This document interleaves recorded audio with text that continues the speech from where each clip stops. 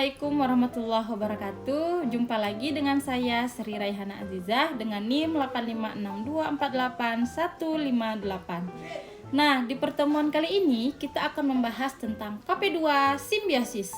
Dalam satu ekosistem selalu terjadi hubungan antara makhluk hidup yang satu dengan makhluk hidup yang lainnya dan dengan lingkungannya. Ada beberapa jenis simbiosis yang ada di alam, namun dikelompokkan menjadi 3, yaitu simbiosis parasitisme, simbiosis komensalisme, dan simbiosis mutualisme. Tujuan praktikum ini dilakukan adalah untuk mengidentifikasi simbiosis yang ada di sekitar kita.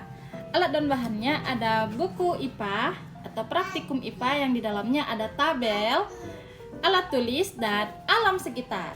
Di sini kita akan mengamati tentang simbiosis parasitisme, di mana satu spesies diuntungkan dan satu spesies lagi dirugikan. Contohnya, nyamuk dengan manusia, cacing pita dengan manusia, kutu dengan makhluk hidup yang lainnya.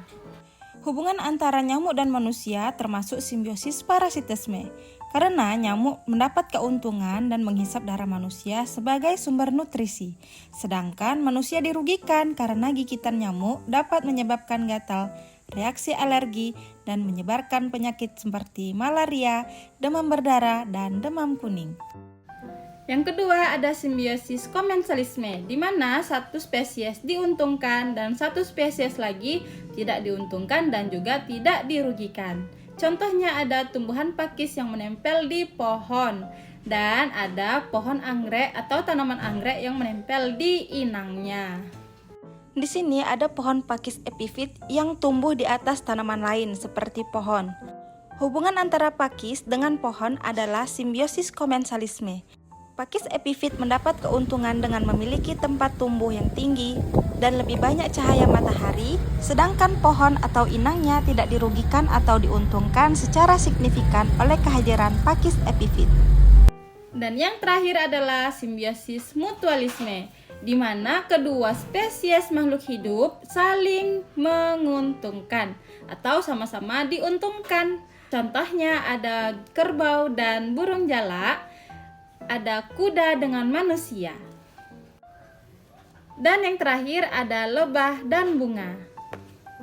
Hubungan antara kerbau dengan burung bangau termasuk simbiosis mutualisme.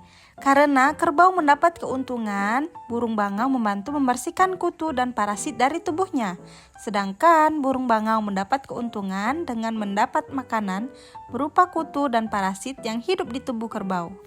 Dan hubungan antara kuda dan manusia termasuk simbiosis mutualisme, karena kuda mendapat keuntungan dengan mendapatkan makanan, tempat tinggal, perawatan dari manusia, sedangkan manusia mendapat keuntungan dengan menggunakan kuda sebagai sarana transportasi, pekerjaan, atau berbagai hewan peliharaan dan teman.